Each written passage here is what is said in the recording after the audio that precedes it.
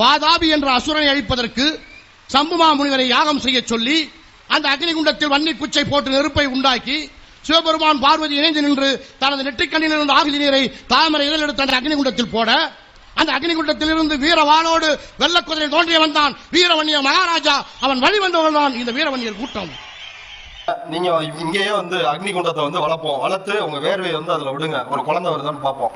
இது அந்த காலத்துல வன்னிய பெண்களை இழிவுபடுத்துற அது ட்ரெடிஷனா ஃபாலோ அப்போலன்னு சொல்லிட்டு இருக்கிறது, புராணத்துல இருக்கிறது, அததான் அவங்க சொல்லி காலங்காலமா ஒரு பொய்ய சொல்லிட்டு இருக்காங்க. அந்த பொய்ய பரப்பி பைபிள் பொய், பகவத்கீதா பொய், எல்லாமே பொய்யா? இல்ல இல்ல, பைபிள் பகவத்கீதா குரான் எல்லாமே பொய்யா? இல்ல நீங்க ஒட்டுமொத்த வன்னியர்களையும் பைபிள் பத்தி பேசிட்டு இருக்கீங்க. பைபிள் பொய்யா? அது பொய்யா?